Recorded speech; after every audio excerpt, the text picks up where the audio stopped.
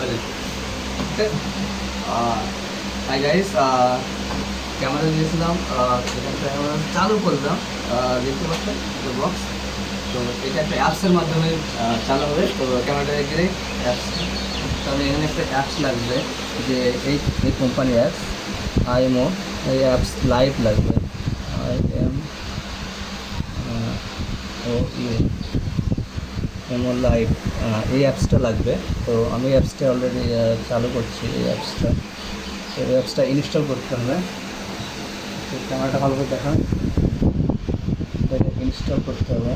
তো ইনস্টল হওয়ার জন্য 142 MB, তো 142 MB এটা চালু করার পরে ক্যামেরাটাকে ইনস্টল হবে। তো আমি এখন ক্যামেরাটা চালু করছি।